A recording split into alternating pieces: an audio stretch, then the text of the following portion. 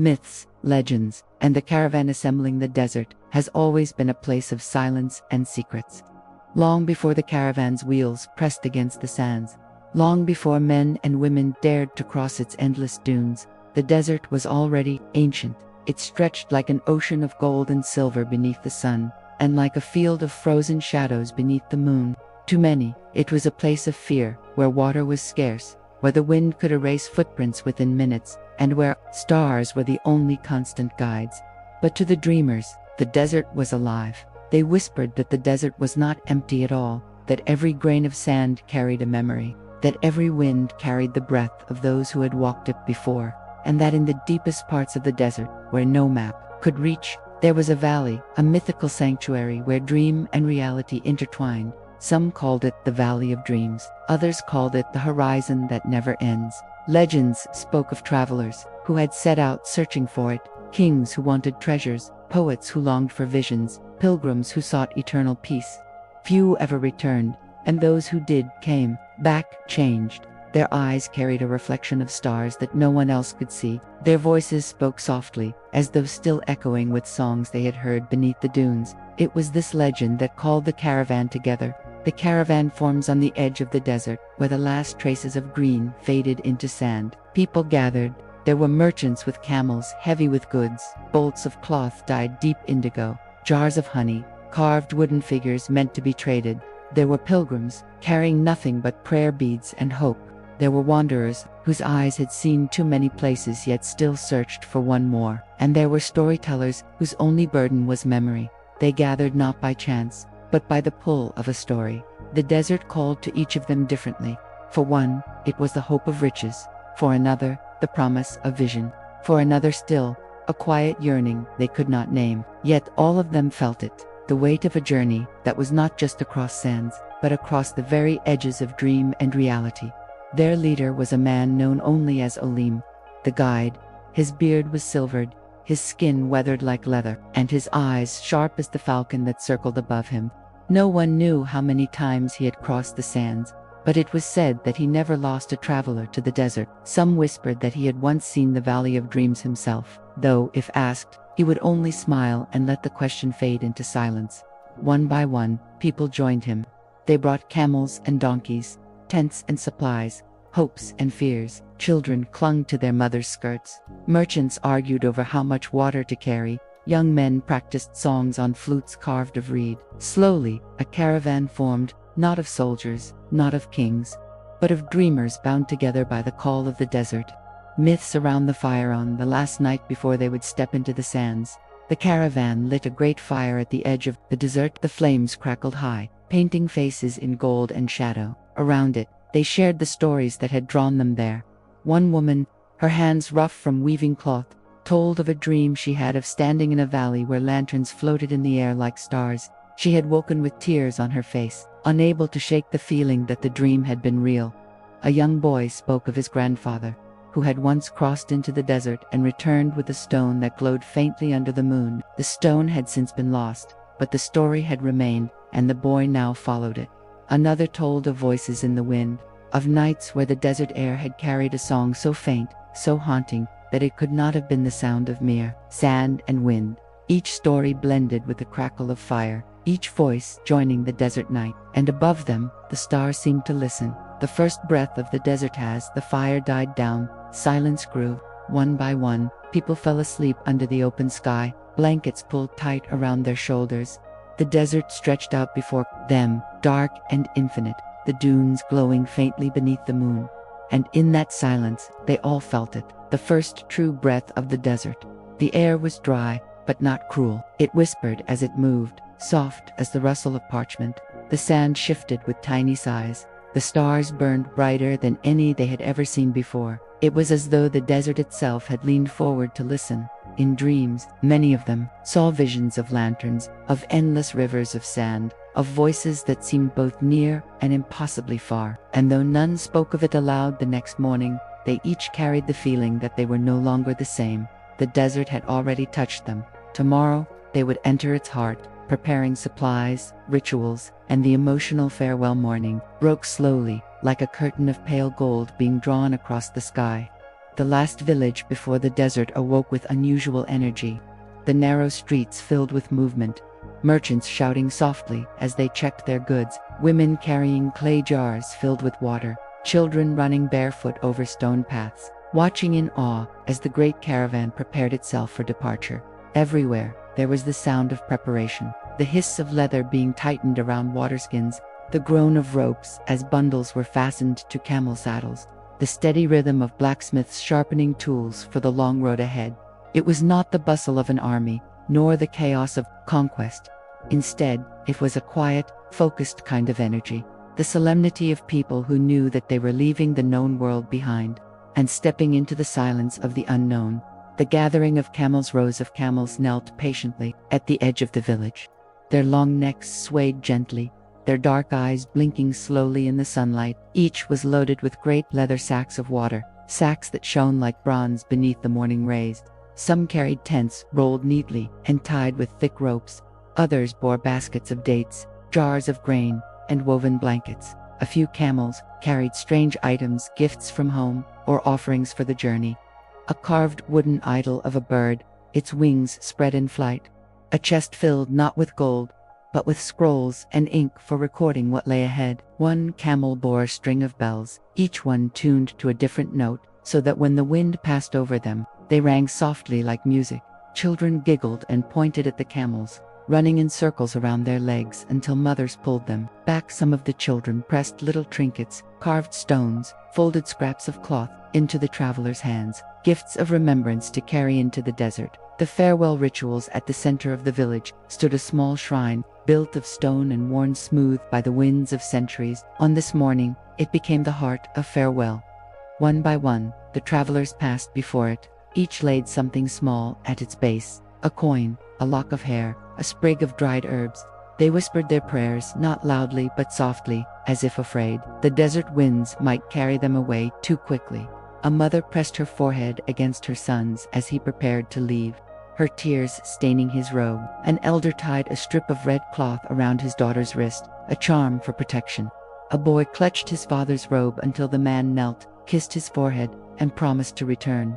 Even the guide, Alim, stood before the shrine for a long time. He said no words that others could hear, but when he lifted his eyes again, they shone with a quiet resolve, the departure song when the preparations were complete. The villagers gathered together. An elder stepped forward, carrying a long, wooden flute. Its sound was not sharp, nor was it joyful. It was a deep, slow melody that seemed to echo with both hope and sadness. Others joined in, voices rising low and steady. It was the song of departure, an old hymn sung whenever a journey began. It did not pray for riches, nor for glory. Instead, it prayed for safe passage, for memory, and for reunion. The voices carried through the air, soft as the morning wind. The travelers stood quietly, listening, some with bowed heads, some with closed eyes. The song did not end suddenly, but drifted away, fading like smoke. And when silence returned, the caravan knew it was time. The first step. The sun had risen, higher now, burning white and gold above the horizon. The desert stretched out before them, endless and shimmering, its dunes rising and falling like the waves of an unseen sea. Alim, the guide, mounted his camel. He raised his staff, carved of bone and wrapped with strips of leather, and pointed it toward the dunes. The caravan began to move. Camels rose with slow groans, their bells jingling softly. Feet pressed into the sand, leaving the first fragile footprints. Merchants adjusted their loads, children clutched their parents' hands, and pilgrims whispered quiet prayers. The villagers stood at the edge of the stone road, watching as their friends, their children, their loved ones disappeared into the rising sun. They waved cloths of red and white, calling out blessings, their voices trembling but proud. Step by step, the caravan entered the desert. Step by step, the village faded behind them. Soon, only the sound of bells, the shuffle of hooves, and the endless sigh of the desert wind remained. And so it began, the great crossing of the desert of dreams. First days of travel, scorching heat, mirages, and camaraderie. The first steps into the desert were quiet. The world behind them shrank into memory, the stone houses, the farewell songs, the soft green of fields at the edge of the sands. Ahead lay nothing but the golden sweep of dunes, stretching far beyond sight. rolling and shifting as though the desert itself were alive. The caravan moved slowly at first, adjusting to the rhythm of sand. The ground was not firm like earth. Each step sank and slid, and each movement required patience. The camels swayed with long, practiced strides, their bells ringing softly, creating a rhythm that was strangely soothing, like the slow beating of a heart. The sun rose higher, and with it came the desert's true face, the scorching heat. By midday, the desert burned. The air itself seemed to tremble. Waves of heat rose from the ground, blurring the horizon, making the dunes shimmer as though they were liquid gold. Sweat traced lines down foreheads. Cloths were pulled tighter around faces, not only to block the sun, but to filter the fine sand carried by the breeze. The heat pressed against the skin like a heavy blanket, relentless, demanding, and yet there was no sound of complaint. The desert demanded silence, and the caravan gave it. Breathing slowed, movements became deliberate. Even the camels, beasts of patience, seemed to know the rhythm of survival, the dance of mirages. As the day stretched on, visions began to appear. At first they were faint, a shimmer of silver far on the horizon. Then they grew sharper, pools of water glistening, palm trees swaying, shadows of huts where no huts stood. The boy who had spoken of his grandfather's glowing stone cried out, pointing to the shimmering lake. His mother hushed him gently, reminding him that the desert played tricks, but in his young eyes, it looked so real. An older merchant chuckled softly, his voice cracked by thirst. "The desert teases," he murmured, "but it never lies. What you see is not water, but a memory of water. Even the sands remember. The mirages came and went like dreams, each one beautiful, each one unreachable. And though the travelers knew they were illusions, each vision pulled at their hearts, like whispers of promises just out of reach." Camaraderie in the sands. As the hours passed, the caravan began to lean on one another. A woman shared dates with a boy who had grown too tired to walk. A merchant handed his waterskin to a stranger, even though he himself was thirsty. Pilgrims sang low hymns, their voices blending with the soft rhythm of camel bells, creating a music that calmed the weary. Even Alim, the guide, slowed his camel to walk among them, speaking words of quiet encouragement. Step by step, he reminded them, the desert is not conquered in a day. It is crossed one footprint at a time. And so they walked, not as strangers, but as companions bound by the same silence, the same sun, the same endless sea of sand. The first camp. As the sun sank, the desert changed. The burning gold softened into orange, then crimson, then a deep purple as shadows grew long across the dunes. The heat faded, replaced by a cool wind that carried with it the faint smell of dust and night. The caravan stopped on a flat stretch between dunes. Camels were made to kneel, loads were unfastened, and tents rose like small islands of cloth against the twilight sky. Fires were lit, not large, only small flames, enough to boil water and warm hands. The travelers gathered together, not with loud voices, but with quiet relief. They broke bread, shared dried fruit, and passed waterskins hand to hand. The silence of the desert was no longer heavy. It was gentle, wrapping around them like a blanket. Above, the stars emerged, one by one, at first, then all at once, filling the sky with a brilliance so sharp that many simply stared in awe. In the desert, the heavens seemed closer, as though the stars themselves leaned down to listen to the whispers of those below. And in that vast silence, as they lay upon the sand and gazed at the sky, the travelers began to dream of what lay ahead. They did not yet know the dangers, the storms, the illusions waiting in the depths of the dunes, but they carried with them something stronger than fear, the simple strength of being together. The desert had welcomed them, tested them, and begun to bind them as one. Tomorrow, the journey would deepen.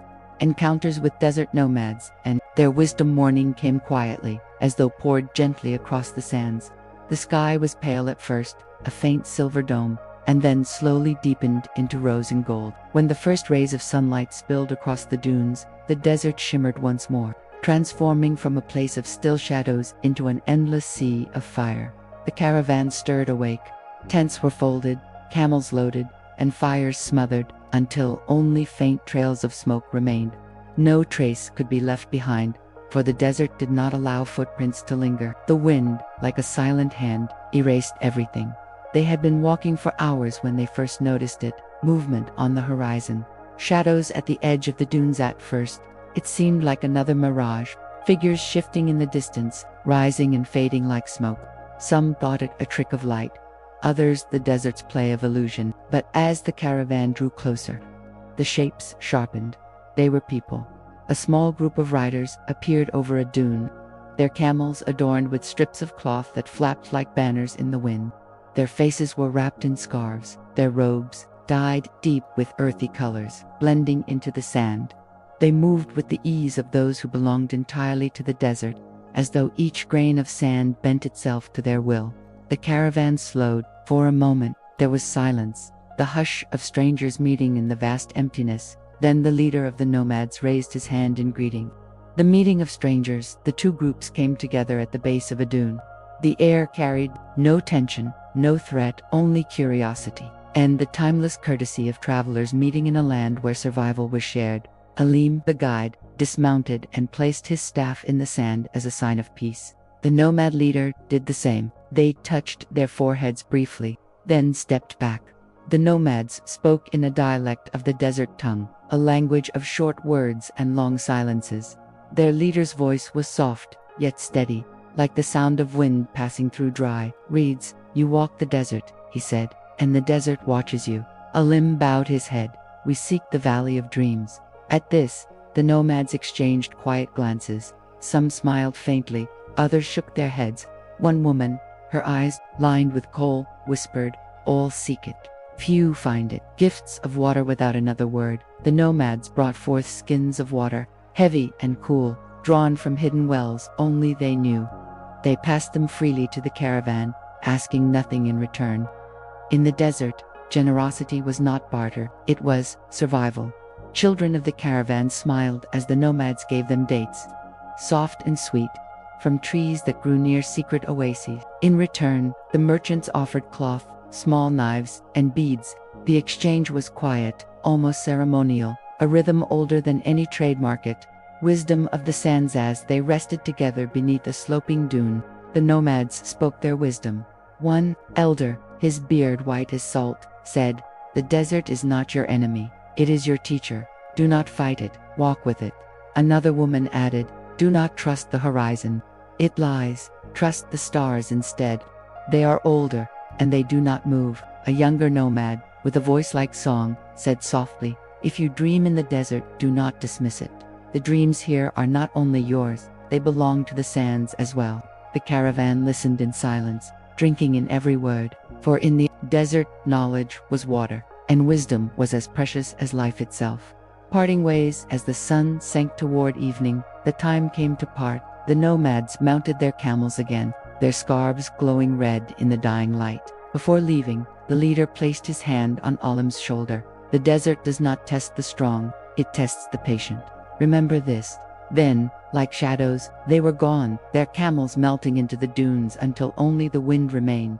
The caravan stood for a long time, watching the horizon where the nomads had vanished. They felt changed, as though the sands themselves had spoken through those desert wanderers. And as night fell, when they lit their small fires and lay beneath the stars, they carried that wisdom within them. The desert was not empty, it was alive, and it was watching. Storytelling by the campfire, desert myths and lullabies. The desert was never more beautiful than at night, when the sun sank. It was as if a curtain of fire dropped behind the dunes. The sky bled red and violet, before slowly softening into velvet blue, and then, like 1,000 lanterns being lit at once, the stars appeared. Each one burned sharp and bright, unmarred by clouds or city smoke. The heavens seemed so close that if one stretched out a hand, it felt possible to touch them.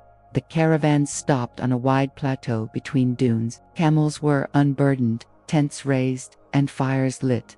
The flames were not large, for the desert warned against waste, but even small sparks glowed fiercely in the dry air. Around these flames, the people gathered, not in haste, not in fear, but with the slow rhythm of those who had walked all day and earned their rest. The first circle of fire, the first fire, was for warmth. Around it sat the elders, their cloaks heavy, their eyes reflecting flames. They spoke in low tones, voices carrying memories of journeys long past. The second fire was for food.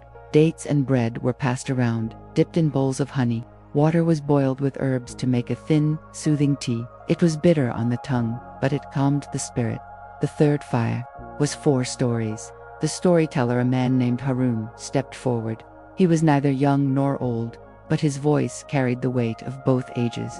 He wore a robe patched with many colors, as though each piece came from a different place he had traveled. He sat before the third fire, lifted a reed flute, and played 3 long notes. The sound rose into the air, soft and haunting, curling like smoke toward the stars. The music was both a call and a promise, the sign that a story was about to begin. And then he spoke. The myth of the star bride. There was once, Harun began, a girl who fell in love with a star.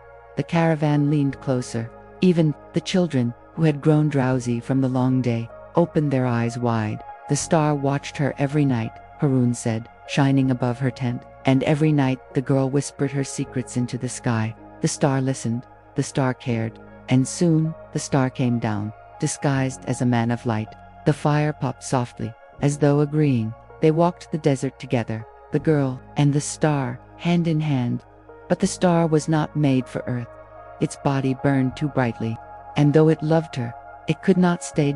So the star promised, "Each night I will watch you. Each night I will be your lantern in the sky." And the girl promised, "Each night I will sing to you, so you know I am still here." Harun's voice lowered, "And that is why, even now, the stars listen when we sing at night, for they are waiting for songs that once belonged to love." The caravan sat in silence. The fire crackled, the wind sighed, and above, the stars burned brighter, as though listening, the lullabies of the desert. When Harun finished, others took up the song. Soft voices began to hum, low, slow melodies, rising and falling like the sway of camels.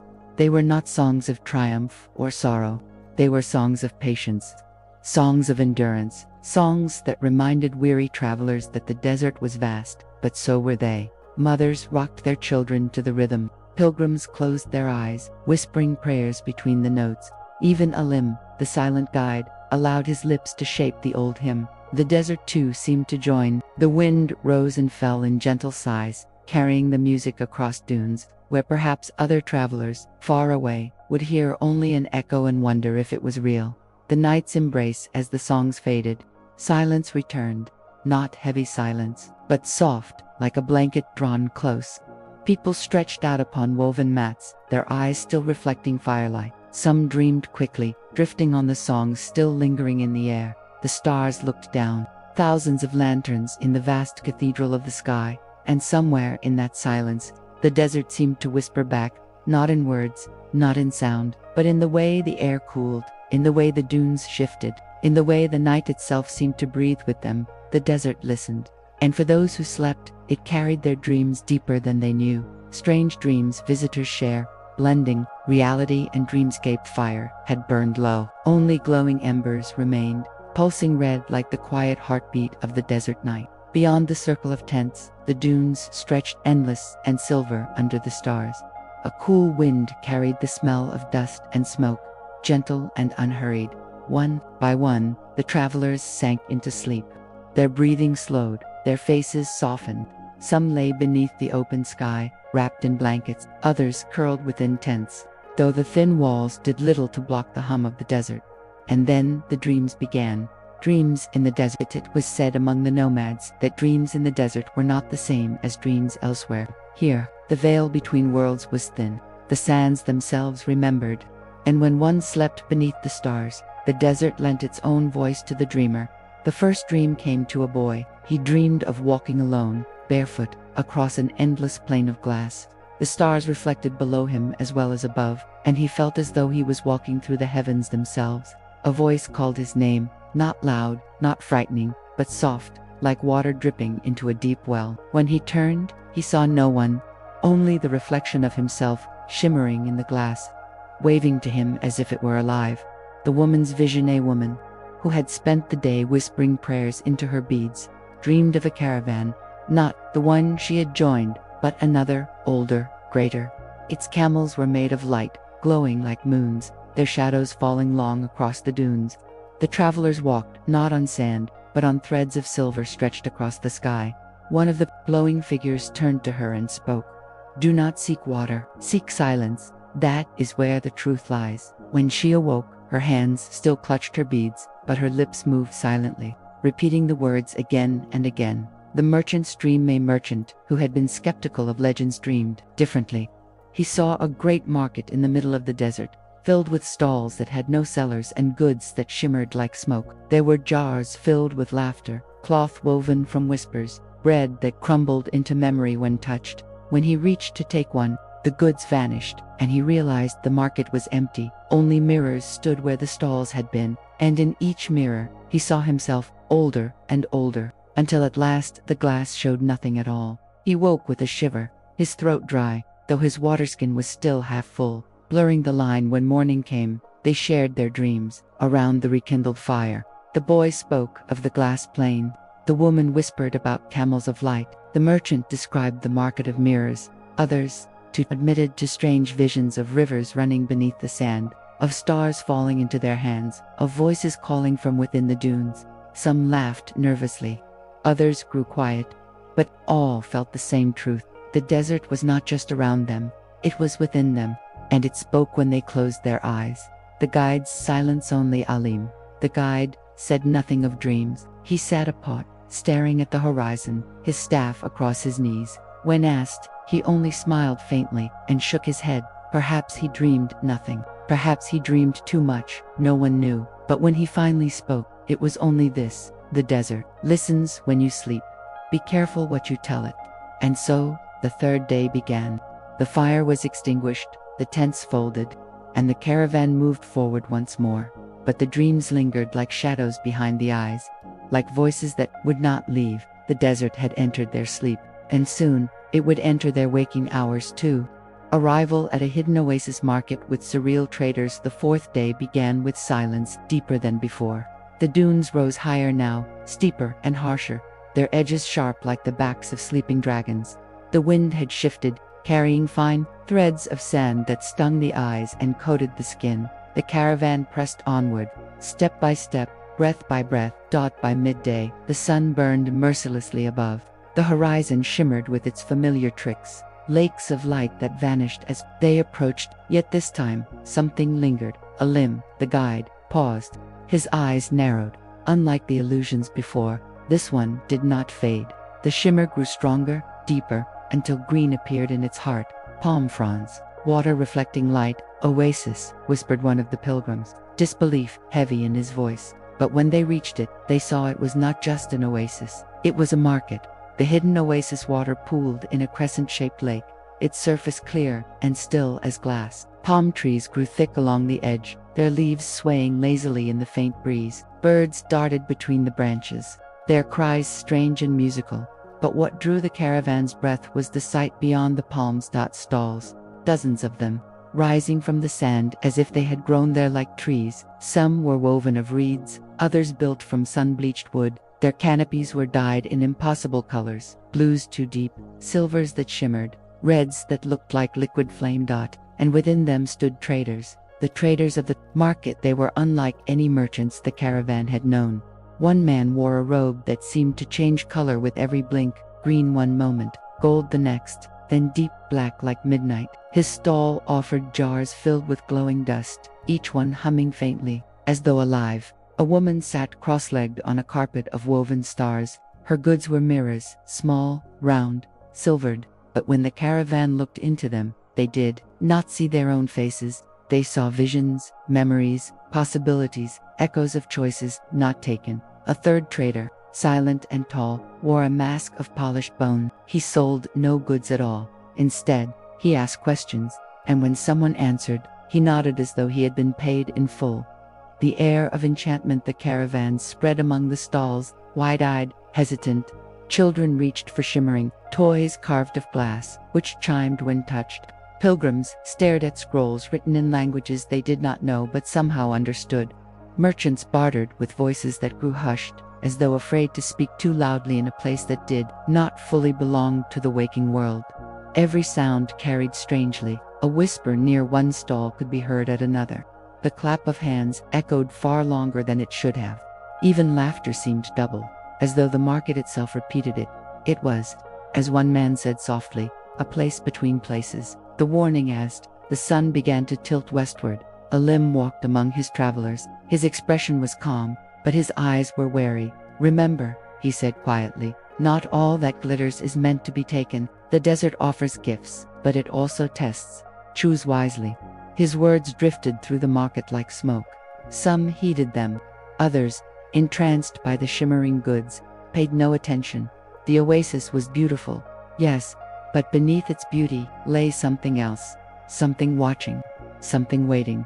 And as night approached, the caravan realized this market was not just a place to rest. It was a place that would test their hearts. Lessons of trust, bargaining, and temptation. The market seemed endless once they stepped inside. No matter how far they walked, there were always more stalls, more colors, more voices. The oasis behind them faded into shadow, as though swallowed by the growing maze of tents and banners. The air itself carried a hum, a faint music that was not quite heard but felt, the echo of countless trades made over centuries, still lingering in the sand. The temptation of goods. The first temptation came to the merchant. He stopped at a stall filled with jewels that glowed faintly in the dark, each one pulsing like a living heart. "They are not stones," the trader whispered. "They are promises. Choose one, and the desert will grant it." The merchant reached out, hand trembling, until Alim's voice broke through. "Do not take what is not meant for you." The merchant hesitated, then drew back his hand. The jewels dimmed, their glow fading into lifeless crystal. The mirrors of memory. A pilgrim wandered into the stall of mirrors. She gazed into one and gasped, for it showed her as a child, running barefoot along the riverbanks of her long-forgotten home. Another mirror showed her as an old woman, sitting alone in silence, her eyes clouded with age. The trader leaned closer. "Choose one life. I will give it to you. You need not live both."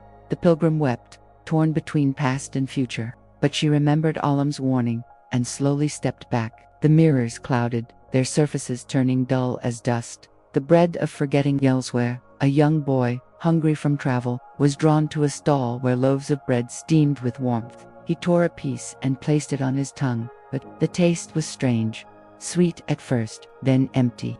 He looked up, confused, and asked, "What is this?" The trader smiled. "It is bread of forgetting. With each bite, one sorrow is gone forever." The boy almost took another piece, but his mother pulled him back, her voice trembling. "We carry our sorrows so we remember who we are. Without them, we are nothing." The bread turned to dust in the boy's hands. The test of trust. Not all resisted. A traveler, tired and desperate, traded his waterskin for a pouch of golden sand that promised endless wealth. But when he opened it, the sand slipped away into the wind, leaving nothing, and his thirst grew heavier. The market was no simple place of trade. It was a test, one that weighed the heart more than the hand. The departures. The sun dipped low. The stalls began to vanish, not one by one, but all at once, folding into the air like shadows retreating from light. The traders, the goods, the shimmering colors all dissolved, leaving only the palms and the still water of the oasis. The caravan stood in silence. Some felt relief. Others felt lost, as though they had left behind more than they had carried. Alim gathered them together. His face was solemn, but his voice was calm. "The desert does not give without asking. It shows us who we are. Some passed the test. Some did not, but all must continue." The caravan mounted their camels once more. The oasis lay behind them now, quiet and ordinary, as if the market had never been. But in their hearts, each carried the echo of what they had seen. And, in the hush of night, the desert listened, smiling. A great sandstorm, and its dangers. The fifth morning began with an uneasy silence. The sky, usually clear and endless, was veiled in a thin haze. The sun hung pale and weak, as though a veil had been drawn across its face. Even the camels seemed restless, shifting their weight and groaning softly, their long necks twisting toward the horizon. Alim raised his hand, stilling the caravan. He closed his eyes, feeling the air. The wind that brushed against his cheek was not the playful breeze of dawn. It was heavy, carrying with it the taste of dust. "The desert is changing," he murmured. The first signs. At first, it seemed harmless. A faint hiss in the distance, like water boiling in a deep pot. The dunes ahead shimmered strangely, their edges blurring. Then came the wind, a low breath that stirred the sand at their feet. Children pointed to the horizon. A line of gold rose slowly into the sky, higher and higher, until it looked like a wall stretching across the earth. It was not a mirage. It was a storm. The roar of the sands, the wall of dust grew taller with every heartbeat, rolling forward. Like an ocean wave, the air darkened, the sun dimmed. Then, with a sudden roar, the storm struck. Sand whipped through the air, stinging skin, biting at eyes and lips. The wind howled, tearing through cloth and rattling the wooden frames of the tents strapped to camels' backs. The world vanished in a blur of gold and brown. Voices cried out, but they were lost in the storm's roar. Even the nearest traveler became a shadow, fading in the swirling haze. The Struggleem's voice cut through the chaos, strong and steady. "Kneel the camels, cover your faces, do not wander." The caravan obeyed, dropping to the sand, wrapping themselves in blankets, pressing close to the ground. Mothers shielded their children with their own bodies. Merchants clutched their goods, though the storm tore at them mercilessly. A boy cried as the wind snatched away his scarf. It vanished into the storm, gone forever. Another man reached for his waterskin only to see it ripped from his hands, rolling into the dunes. The sandstorm was not just weather. It was alive, a creature of rage and hunger, swallowing everything in its path. The darkness within the sun disappeared entirely. The storm grew so thick that the desert turned into night, though the hour was still midday. Only the glow of lightning, sharp flashes within the clouds of sand, gave glimpses of the world. A kneeling camel, a hand reaching, a face streaked with tears and grit. And beneath the roar, some swore they heard whispers, voices carried in the storm, calling their names, promising water, shade, and safety, if only they stood and followed. But Alim shouted louder, "Stay low, stay together, the storm lies." The long wait minutes stretched into hours. Time lost meaning. The storm raged on, a world of dust and shadows. Throats grew raw from breathing grit. Eyes burned. Bodies ached. Yet the caravan endured, huddled close, bound not just by fear but by trust. They waited. And then, just as suddenly as it came, the storm began to pass. The roar softened into a hiss. The wall of sand broke apart, dissolving into drifting waves. Light pierced the haze. Slowly, the desert returned. After the storm, when the last of the dust settled, the caravan looked around. The dunes had changed. What was once flat was now high. What was once a clear path was now buried. The storm had remade the desert, erasing landmarks, confusing direction. The people were safe, bruised, shaken, but alive. Yet their path forward was lost. Alim stood at the front, his staff planted firmly in the sand. His cloak was torn, his face streaked with dust, but his eyes remained steady. "The desert has tested us," he said softly, "and we remain. But it will not be the last test." The caravan rose once more, weary but unbroken, their footsteps heavy as they moved into the reshaped dunes. The storm had left them alive, but it had also left them lost. The caravan loses its path. Fear sets in when the storm finally left. Silence fell heavier than ever before. The desert no longer looked the same. The dunes, once familiar, had shifted like sleeping giants rolling. In their rest, valleys had become ridges, paths had become traps. Even the horizon looked unfamiliar, blurred and uncertain. The caravan stood still, blinking through eyes stung with grit. Their faces were streaked with sand, their lips cracked, their clothes heavy with dust. For a long moment, none spoke. It was as though the storm had not only scattered the dunes, but scattered hope as well. The weight of confusion. A merchant was the first to speak, his voice sharp with fear. "Which way now? Do we walk east or west? Do we turn back? Do we even know where we are?" Others joined in, their voices overlapping, rising in panic. "What if we circle forever? What if the desert swallowed the valley of dreams? What if we are already dead, and this is only some dream?" The words carried like fire through dry reeds. Fear spread quickly. Even the camels groaned uneasily, stamping their feet, their long shadows trembling across the sand. The shadow of Daldama, the guide, stood silent, his staff pressed into the sand. He studied the horizon, but his eyes gave no answers. For even guides could not read the desert after a storm. The people noticed his silence, and that silence grew heavier than words. "If even the guide does not know," whispered a pilgrim, his voice breaking, "then perhaps we are truly lost." The thoughts settled in like a shadow.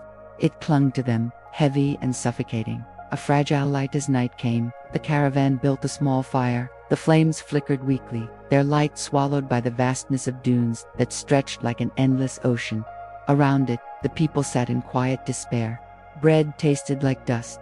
Water was sipped slowly, as though each drop was already the last. Some wept quietly, muffling their sobs in their cloaks.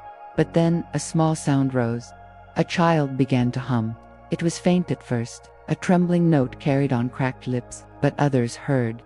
A mother joined, then a merchant, then a pilgrim. Slowly, one by one, the voices wove together. It was not a hymn of triumph. It was not loud or strong, but it was steady.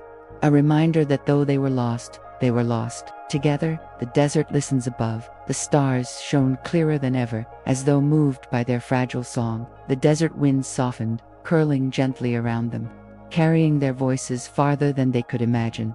For the first time since the storm, hope stirred, not the kind that promised a path, or safety, or water, but the hope that came from unity, from knowing that as long as they stood together, they could face even the endless sands. The unseen Pathalam finally spoke, his voice low but steady. The desert has hidden the way, but the stars remain. We will follow them. He lifted his staff, pointing to the constellations above. His words were not a map, not a guarantee, but they were enough. The caravan lay down to sleep, huddled close, their hearts still uncertain, but bound by a new strength.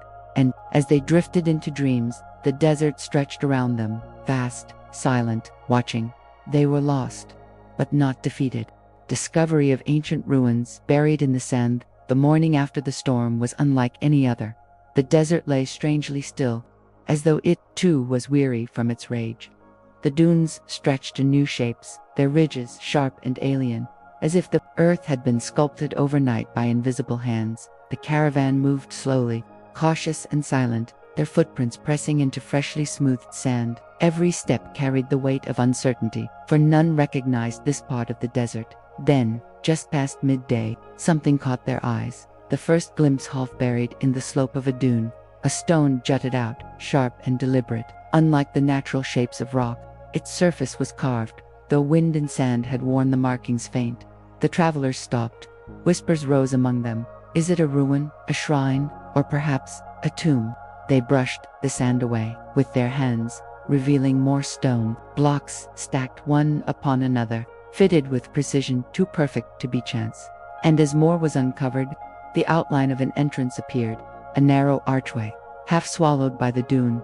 The entrance, the air around it felt different, cooler, older. A faint current slipped out of the shadowed doorway, carrying the smell of dust, stone, and something indefinable, something ancient. A limb placed his hand on the stone, his eyes closed, and for a moment he said nothing. When he finally spoke, his voice was quiet, reverent. This was not meant to be found by us, and yet, here it is. The caravan gathered close, curiosity battling fear. Some crossed themselves, others muttered prayers. The child who had hummed during the storm clung to his mother's cloak and whispered, "It feels like the desert is breathing." Inside the shadows they lit small lamps and stepped into the archway. The walls inside were smooth, lined with carvings of figures half human, half beast. Some bore the heads of falcons, others the coils of serpents. Their eyes seemed to follow as the light passed. Sand had poured in through cracks above, covering much of the floor, but still the space held shape.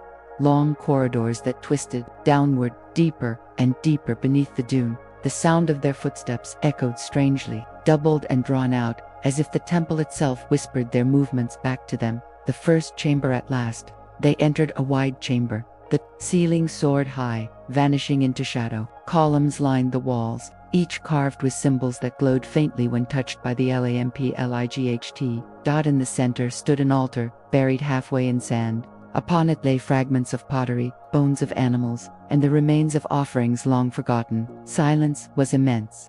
Not empty silence, but heavy, as if it were filled with listening. One of the pilgrims shivered. This place, it remembers. The whisper of the desertal raised his lamp higher, his face calm but solemn. This temple has slept for centuries, waiting beneath the sands, and now the desert has chosen to show it to us. The travelers stood still, their breaths hushed, for in that moment it felt as though the desert was not just land, not just emptiness, but a being vast, timeless, and aware. And this temple was one of its forgotten dreams. strange hieroglyphs, and a forgotten desert gods. Till the chamber's silence deepened as the caravan spread out, their lamps casting trembling shadows on the walls. The carvings, faint at first glance, grew clearer. The longer one looked, they told a story, not in words, but in symbols etched deep into stone, preserved by the desert's patience.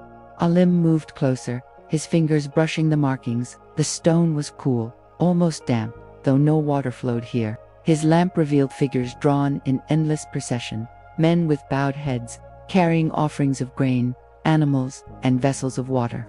At the center stood a towering form, neither man nor beast, but something in between.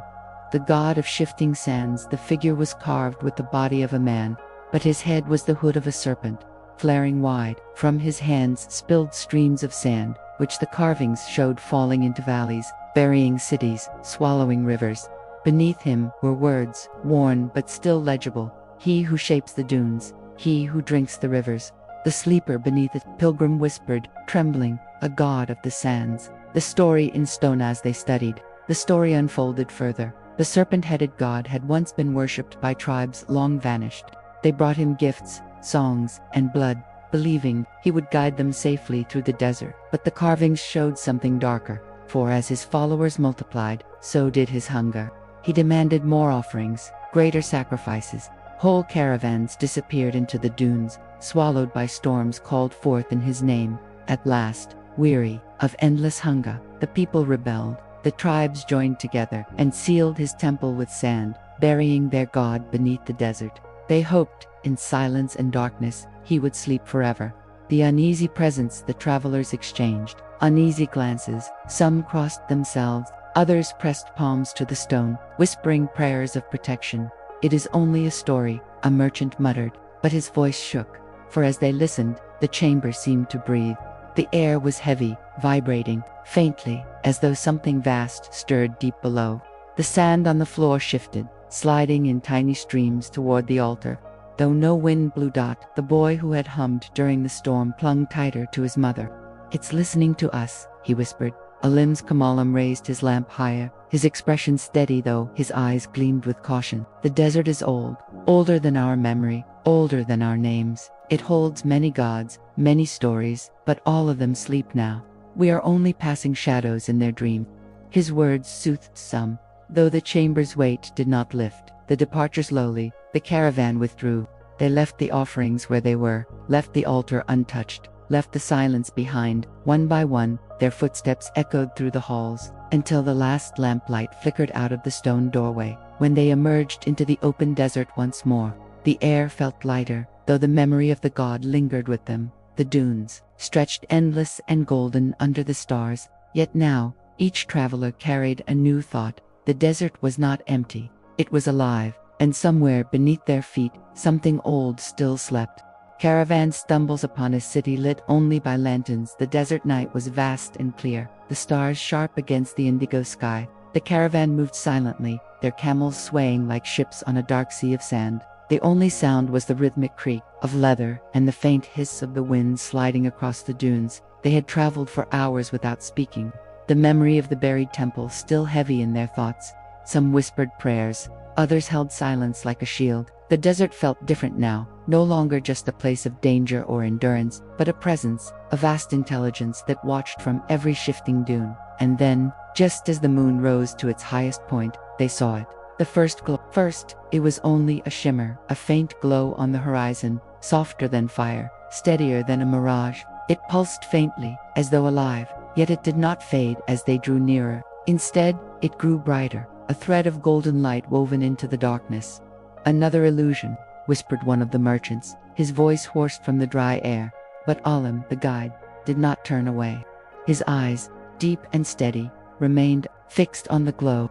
"No mirage burns like that," he said softly. "No trick of sand holds such warmth."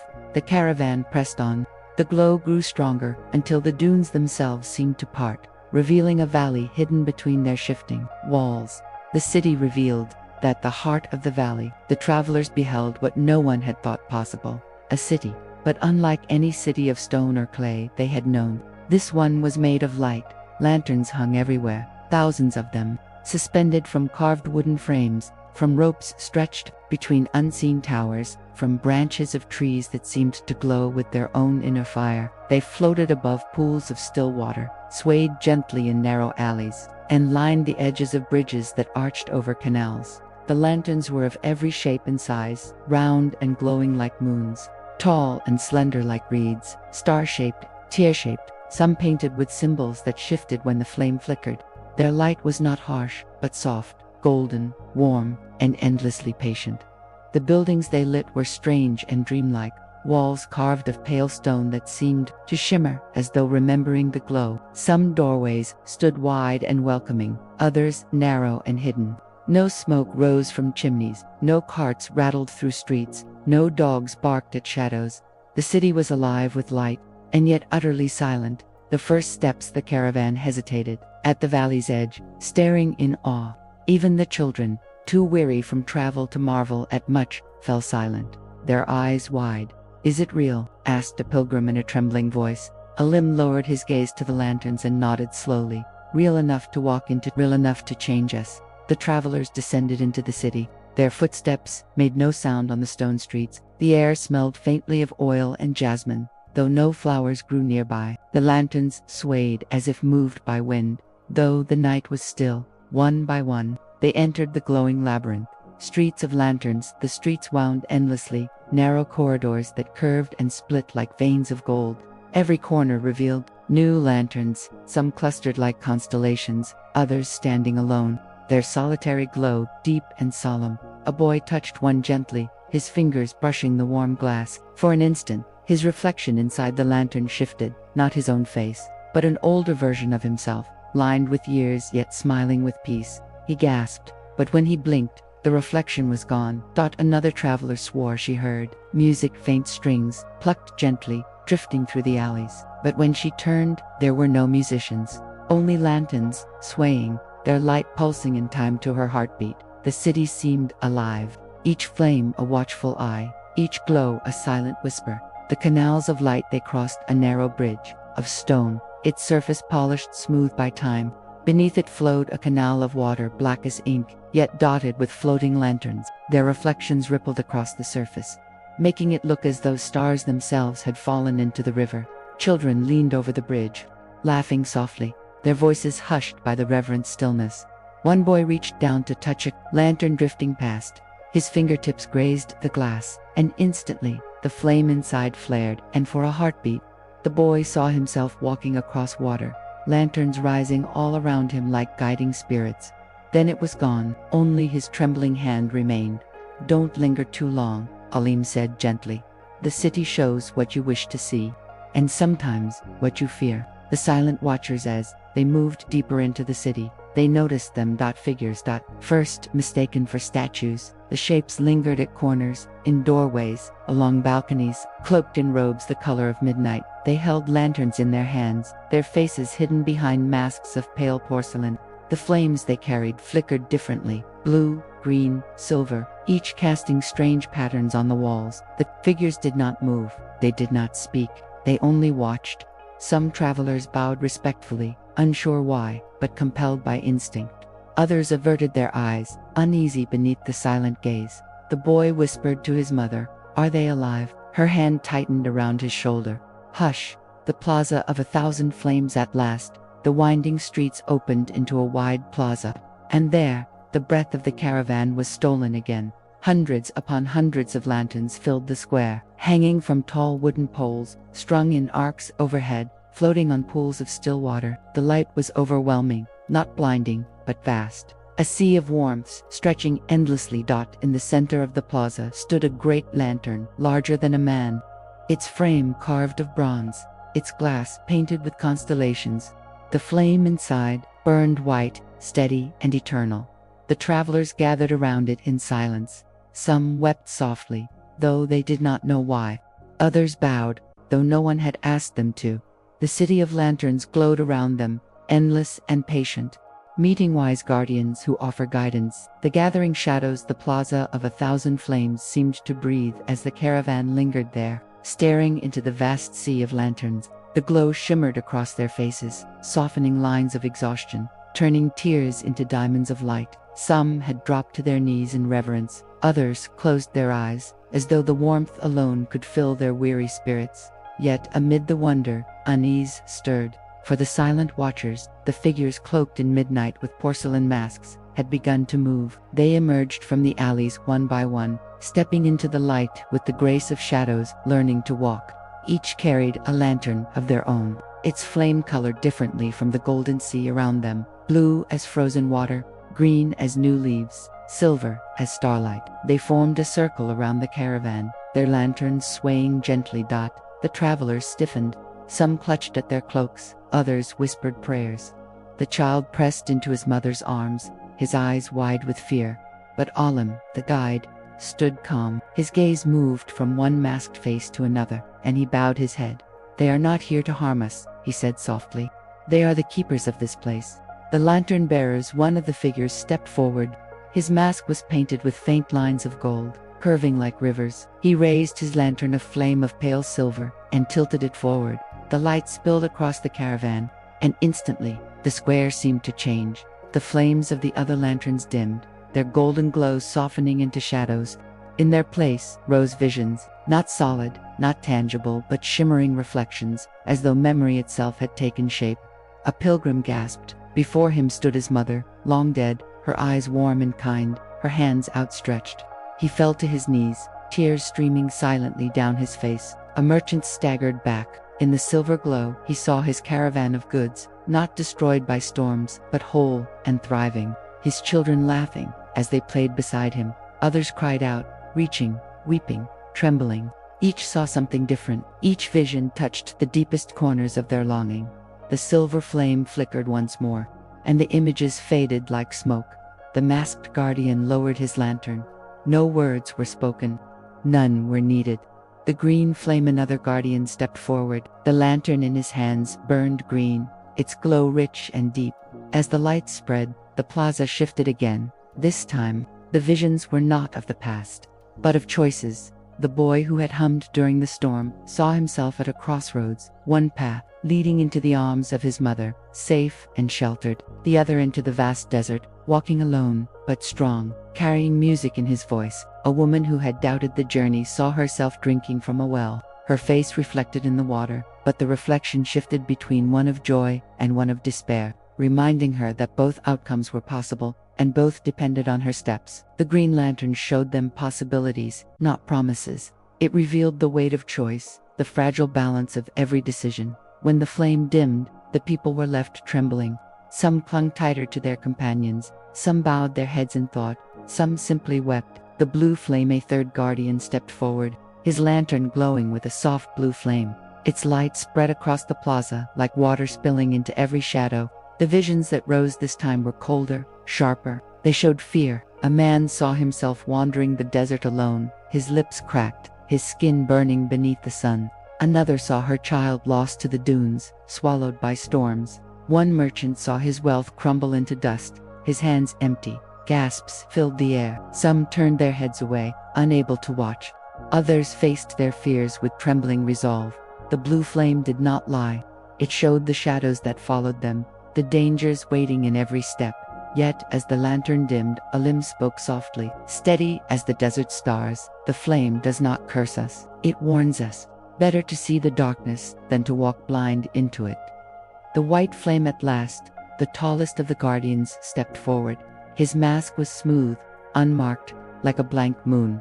In his hands he carried a lantern greater than the rest, its flame burning pure white. When its light spread, the plaza vanished. The lanterns, the streets, even the masked guardians dissolved into radiance. The caravan stood together in a vast white space, endless and boundless, with no walls, no ground, no sky. There, they felt not fear, nor longing, nor choice. They felt only stillness. It was as though every heartbeat, every breath, every thought had slowed.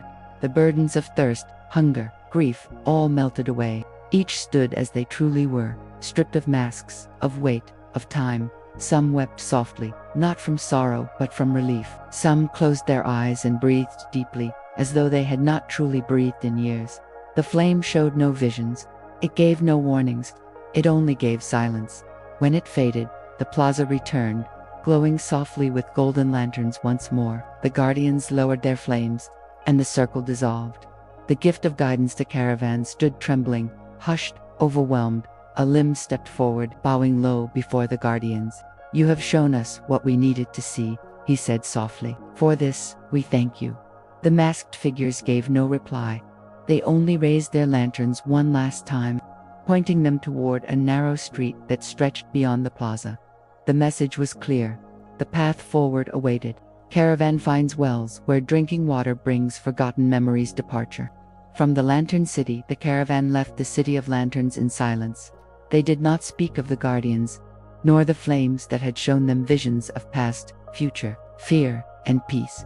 Those memories clung to each of them, too deep and too personal for words. Instead, they walked quietly, their footsteps soft against the dunes, the glow of lanterns fading behind them until only the stars remained. Alim led at the front, his staff pressing firmly into the sand. Though his face was calm, his thoughts wandered. The desert had shown them illusions, truths, and mysteries. Each encounter left them altered, reshaped like dunes in a shifting wind. He wondered what test would come next. The whispering oasis 2 nights later. The desert revealed its secret thought at dawn. When the first pale light touched the horizon, the air carried a strange scent, cool, sweet, unmistakable. Water. The weary caravan lifted their heads, faces cracked with thirst, brightened with sudden hope. Even the camels stirred with renewed strength. As the sun climbed higher, the dunes parted to reveal an oasis unlike any they had ever seen. Not a single pool, but many wells, dozens of them, scattered like dark circles across the sand. Each was ringed with stone worn smooth by centuries. Palm trees grew around them, their fronds whispering in the wind. Birds darted overhead, flashes of color against the blue sky. The travelers gasped in wonder. They rushed forward eagerly, yet stopped short, for something about the wells felt different. The air shimmered above them, as though each well contained not only water, but something more. The first Sipilum approached the nearest well, peering into its depths. The water below was dark, but not empty. Shapes moved faintly across its surface, reflections that did not belong to the present moment. A pilgrim, too thirsty to wait, drew up a bucket and drank deeply. At once he froze. The bucket fell from his hands, spilling across the sand. His eyes widened, tears streaming down his face. "What is it?" others cried, but he did not answer them. His gaze was locked inward, into a vision only he could see. His lips trembled as he whispered, "My wife, my little daughter. I remember them, their laughter, their faces. I had forgotten their voices, but now I hear them again." The pilgrim sank to his knees, sobbing not from sorrow, but from the bittersweet flood of memory. The wells of memory words spread quickly. One by one, the travelers approached the wells. Each drew water, each drank, and each fell into visions of their own. A merchant wept as he remembered his childhood home, the scent of figs ripening in the courtyard. A widow smiled softly, seeing her husband again, his hand brushing hers across the years. A child laughed, recognizing the face of a grandparent he had never met but had once been told stories of. Every sip of water carried not just refreshment, but remembrance. Though the oasis was not a place of mere survival, it was a place of memory. The weight of forgotten lives, but not all memories were kind. One traveler collapsed in anguish, remembering a brother he had betrayed.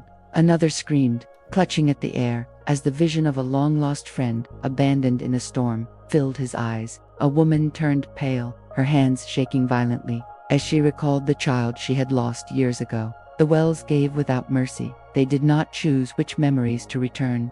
They simply unveiled what had been forgotten, whether it brought joy or sorrow. Some clung to their visions desperately, wishing never to let go. Others recoiled in fear, spilling their buckets, unwilling to drink again. The guide's choice at last. The people turned to Alim. "Will you drink?" they asked. He looked into the waters. Faint shapes swirled, rippling across the surface. He saw hints of things: a woman's face, a child's laughter, a city skyline long buried by the sands. His heart trembled. But Alim shook his head. "The desert does not take away what we are. It only buries it. We do not need the wells to remember. We need the courage to carry both joy and sorrow in our steps." Still, his hand lingered on the stone edge of the well. His eyes shone with longing, though he turned away. Nightfall at the wells. The caravan camped among the palms that night. Some drank again, desperate to hold their visions longer. Some avoided the wells entirely, too afraid of what they might see around the fires. The air was filled with murmurs, laughter, weeping, storytelling. The travelers shared the memories the water had revealed, voices trembling with both grief and joy. For the first time, the desert felt less lonely. It was as though the wells had reminded them all that their lives stretched far beyond this endless journey, that even in the shifting sands, the roots of memory bound them together, and beneath the stars, the waters of the wells glowed faintly, as if each drop contained a fragment of time itself. Each traveler faces their past, bittersweet and emotional. Dawn over the oasis by morning. The oasis was filled with a hush unlike any other. The palms swayed gently, their leaves whispering, but the caravan was silent. Every traveler sat apart, lost in thought, their faces marked with tears or softened with quiet smiles. The wells shimmered in the pale light, their waters glowing faintly as though holding secrets beneath the surface. No ripple stirred them, and yet they seemed alive, waiting. The night before had been a torrent of emotions, laughter mixed with sobbing, joy tangled with grief. Now, the weight of those rediscovered memories clung to each person like a cloak. The merchants, one merchant who had always spoken of profit and loss, now sat at the edge of a well, unmoving. The night before, he had drunk deeply, and what he had seen haunted him still. He had remembered his childhood, the warm courtyard of his father's house, the sound of pigeons fluttering at dawn, the voice of his mother calling him inside for bread, memories so vivid that he could almost smell the smoke of the oven again. He had forgotten all of this in his pursuit of wealth, buried it beneath numbers and bargains. Now, the vision returned with such force that it shook him. As dawn broke, tears slid silently down his cheeks. For the first time in years, his hands trembled not from greed but from longing. He whispered softly, "I chased the desert for gold, and in return, it gave me back my mother's voice." The widow's joy nearby, the widow who had lost. Her husband sat beside her daughter. She too had drunk, and in the water's reflection, she had seen him again, tall and kind, smiling as he held their child in his arms. For years, she had carried only grief, the sharp wound of absence, but the well had softened it, returning not the pain of his departure, but the warmth of his presence. She cradled her daughter now, humming a tune her husband had once sung.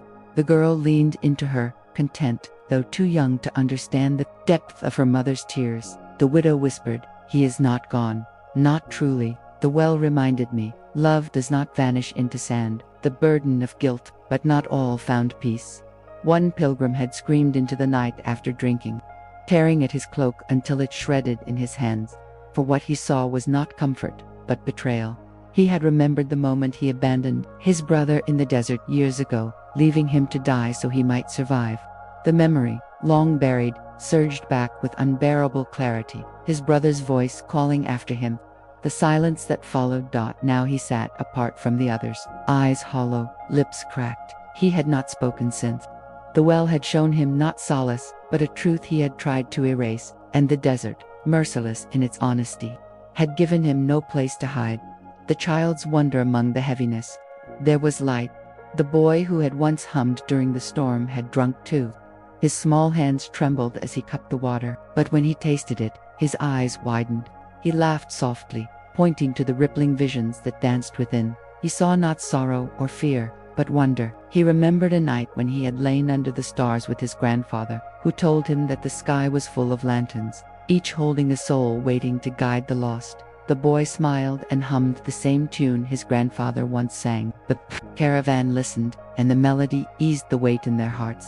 For in his innocence, he reminded them that memory was not only pain, but also joy, a lantern of its own, that guides silence all eyes, at one point or another, turned toward Olam. Would he drink? Would he to surrender to the visions? But the guide remained firm.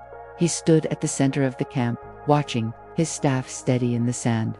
He did not scold those who drank, nor discourage them. He did not comfort, nor judge. Only once, when the child approached him with cupped hands of water, did Olam speak. He bent low, his voice gentle. "Not all waters must be tasted. Some memories belong to the sands.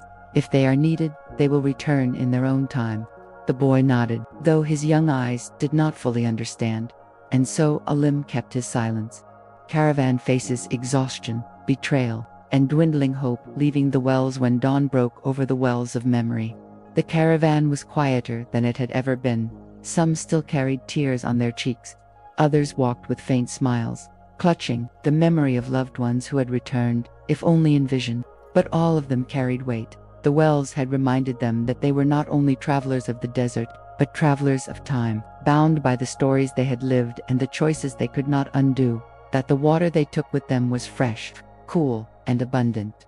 Yet even with filled skins and strengthened bodies, their steps grew heavy, for they knew the last part of their journey lay ahead, and the desert did not give anything without asking for something in return. The desert tightens its grip by the third day beyond the wells. The sands grew harsher, the dunes seemed taller, the winds sharper, the heat merciless. The sun rose like a burning crown, beating against their backs until even shadows seemed to vanish.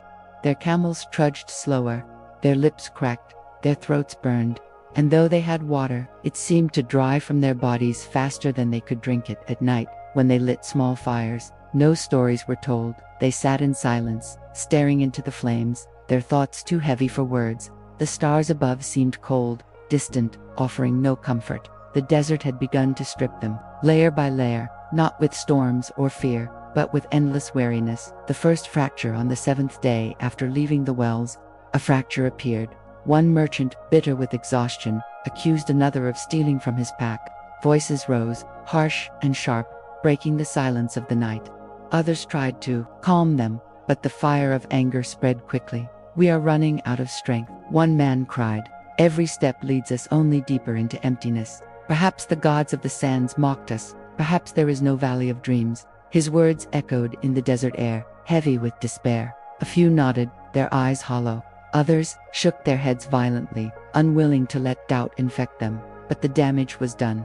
For the first time since the journey began, their unity wavered. Betrayal in the night. That night, when most slept, one of the travelers slipped away. He was a man who had lost too much: his goods in storms, his hope in the endless march, his spirit in the visions of the wells. He stole a camel, 2 skins of water, and a sack of dates, vanishing into the dunes alone. At dawn, when the theft was discovered, fury and despair erupted. "Let him go," some cried. "If he wishes to die alone, let him." But others shouted, "He has stolen our strength. He has taken what we need to survive." The quarrel grew heated, voices sharp as knives. Some demanded pursuit, others warned that chasing him would doom them all. In the end, Alim raised his staff and spoke, his voice firm though weary. "The desert judges every man. He chose his path. Let the sands decide his fate." The caravan moved on, but the wound of betrayal lingered, festering in every heart, the weight of despair day after day. The desert pressed harder. Some staggered in the heat, collapsing until others pulled them to their feet. A child cried for water, though his mother had nothing left to give.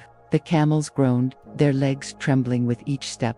Hope, once bright, now flickered faintly like a dying flame. Each traveler carried not just the weight of the journey, but the weight of doubt. Would the Valley of Dreams ever reveal itself? Or had they been chasing a mirage all along? Even Alim, steadfast guide, grew quieter. His staff pressed deeper into the sand with each step, as though it too struggled beneath the burden of endless miles. The silent night on the 12th night after leaving the wells, the caravan camped without fire. They sat in silence, wrapped in cloaks against the cold wind, staring at the stars.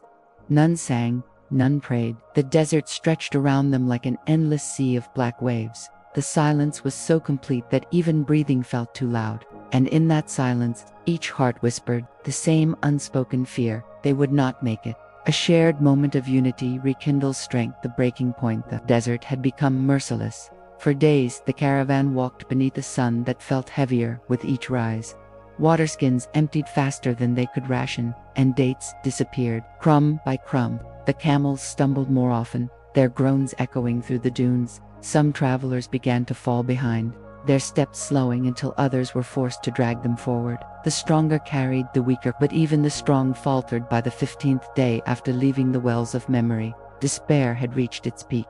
One evening, when the caravan stopped to rest, a woman collapsed onto the sand and whispered, "I cannot go further. Let the desert take me." Others echoed her, some in whispers, some in silence. A heaviness spread, a surrender more dangerous than hunger or thirst. For once the will breaks, the body soon follows. Whispers of division rose like sparks from dry wood. Why did we trust this journey? One man spat, glaring at Olam. You lead us to death. We chose to walk, Olam replied, voice calm, though his eyes carried shadows. But the man was not alone. Several travelers muttered their agreement, anger fueled by exhaustion. Trust, once unshakable, cracked further. Some suggested splitting half, going east, others west, to search for salvation. Others demanded turning back entirely. The air was thick with desperation, and every word cut like a blade. The desert listened in silence, its vastness indifferent to their quarrels. The child's cry as voices rose. A cry pierced the camp. The boy who had hummed during storms. The boy whose innocence had often softened the caravan's fear, had fainted from thirst. His mother knelt beside him, frantic, her hands trembling as she searched for a drop of water. But her skin was empty. The camp fell silent. Even those who argued froze, their anger swallowed by the sight of the child lying limp in his mother's arms.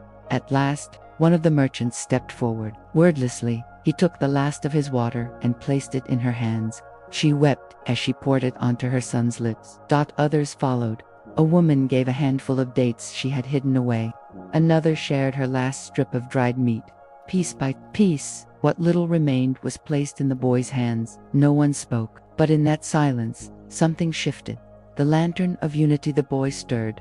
His lips parted, and a soft hum escaped, faint but clear. The same melody he had sung through storms, the same tune he had carried from his grandfather's stories. The caravan listened, and slowly, the anger and despair melted. They had been ready to abandon one another, ready to scatter into the sands, but the boy's hum reminded them of what they had forgotten. They were not alone. Each carried their own burdens, their own griefs, their own fears. But together, they had survived storms, temples, cities of lanterns, and wells of memory. If they could survive those, they could survive this too. One by one, travelers placed their hands together, forming a circle around the child. No oaths were spoken, but the silence itself was a vow. They would not walk as fragments, they would walk as one. Night under a broken sky. That night, the desert sky burned with stars sharper than blades. The wind howled, lifting grains of sand like whispers through the camp. But the people slept closer than before, their bodies pressed together for warmth, their spirits knitted by necessity. Alim stood watch, his staff planted firm in the sand. His gaze lingered on the boy who had become their lantern of hope. For the first time in many nights, his lips curved into the faintest smile. The desert tests us, he whispered to the stars, but it has not broken us yet. Arrival at the mythical Valley of Dreams, the desert's final silence. The desert had grown quiet, not the quiet of ordinary nights, nor the hush of a still wind. This was a silence so deep it seemed to reach into the marrow of the bones, as if the earth itself were holding its breath. The caravan walked slowly, each step heavy but measured. Their waterskins were light, their food nearly gone, yet their hearts carried something they had not felt for many days: resolve. They had faced storms, betrayal, despair. They had looked into the eyes of forgotten gods, seen visions of their pasts, and felt the sting of memory. And still, they walked now. The horizon shimmered with something strange. Not a mirage, not the cruel trick of heat and light. This shimmer was different, softer, like the glow of dawn before the sun had risen. Signs in the sand. On the morning of their 31st day beyond the wells, the first sign appeared. The dunes ahead curved in perfect circles, as though sculpted by unseen hands. Patterns stretched across the sand, spirals, lines, shapes that echoed the carvings in the buried temple they had once explored. The travelers stopped, staring. None spoke, but all felt the same breathless awe. The desert was no longer chaos, no longer endless and cruel. It had begun to form intention. It guides us, whispered one pilgrim. Alim nodded slowly, though his face remained calm. The valley is near. Dreams in the wind that night. As they rested, the wind carried voices. Not harsh, not haunting, but soft, like lullabies, sung in a dozen tongues. Some heard the laughter of children, others the prayers of ancestors. A few claimed they even smelled familiar scents: warm bread, blooming flowers, the fragrance of incense from temples long gone. It was as though the desert had begun to blur the line between waking and dreaming. The boy, who had been their lantern of hope, fell asleep humming, and the entire camp listened, lulled by the tune. For the first time in many nights, they slept without fear. The last trial, but the desert, even in its gentleness, demanded one final test. On the 34th day, a vast stretch of barren flats awaited them. No dunes, no palms, no wells, only endless stone, cracked and sharp, radiating heat by day and biting cold by night. Here, exhaustion returned with vengeance. Feet bled against the jagged ground, and even camels stumbled, their knees scraping raw. The caravan pressed forward, step after step, silence heavy on their lips. Some wept quietly, others gritted their teeth, but no one turned back. For in their hearts, they knew. Beyond this wasteland lay the Valley of Dreams, the shimmering Vallon. The 40th day, they saw it. A veil of light stretched across the horizon, faint at first, then growing, shimmering like water under moonlight. It rose from the ground and reached into the sky, rippling gently as though woven from silk. The people gasped, falling to their knees. Some laughed, some cried, some simply stared in awe. A limb raised his staff, his voice steady though his eyes glistened. We have reached the threshold. The valley lay beyond. The closing, what they discovered, what they left behind, and the eternal desert silence through the veil. A shimmering curtain of light rippled as the caravan approached. It was not like mist, nor like flame, but something in between, a veil woven of memory and dream. As each step brought them closer, their bodies felt lighter, as though the sands themselves released their grip. One by one, they entered. Passing through the veil was like stepping into water and fire at once. A soft coolness enveloped their skin, yet warmth filled their hearts. Some gasped, some wept openly, some simply closed their eyes and let the light carry them forward. And then they emerged. The Valley of Dreams before them stretched, a world unlike any they had known. The valley lay cradled between mountains of glass-like stone, their peaks glimmering in colors that shifted with the sky. Rivers wound through fields of silver grass, glowing faintly as if stars had fallen and melted into streams. Trees with translucent leaves swayed in winds that carried no dust, only fragrance, jasmine, honey, and something more ancient, something beyond name. Above, the sky shimmered with auroras of soft green and violet, though no sun nor moon hung overhead. Light came from everywhere and nowhere, eternal twilight that neither blinded nor faded. The travelers stood in awe. Some dropped to their knees, their lips trembling with prayers. Others laughed, unable to contain the joy that spilled from them. Children ran forward, their hands brushing the glowing grass. For at last, the Valley of Dreams was real. The gifts of the valley did not greet them with words, nor with guardians of masks or flames. Its gift was silence, but silence rich with meaning, as though every breath of wind, every ripple of river, whispered directly into their hearts. A widow sat by the glowing stream. As she touched the water, she felt her husband's warmth in her hand once more, not as a vision, but as a presence. She wept softly, but her tears were not sorrow, they were release. The boy who had hummed through storms lay down in the grass, his small voice rising into song. The valley carried his tune, weaving it into the rustling of leaves, the flowing of streams, the very pulse of the air. His song became part of the land itself. The merchant who had once sought only wealth walked among the trees, and for the first time he felt content with nothing in his hands. His memory of his mother's courtyard bloomed in the valley itself. A fig tree grew where he sat, heavy with fruit. He smiled, and for the first time, did not count that each traveler received what they had longed for, not in gold or goods, but in peace. A limb's reflection, and a limb, the guide, stood at the valley's edge, his staff pressed lightly into the glowing soil. He looked upon the caravan, upon their laughter, their tears, their peace. His eyes softened. The desert tested us, he murmured. It stripped us bare, tore away illusions, and left us with only ourselves. And yet, here we stand. Not because the desert was merciful, but because we carried one another through it. He closed his eyes, listening to the whispers of the valley. The sands behind them stretched endless, eternal. The valley before them shimmered timeless. Between the two lay only a veil, thin as breath, strong as faith. Journeys never ended, he realized. They only changed shape.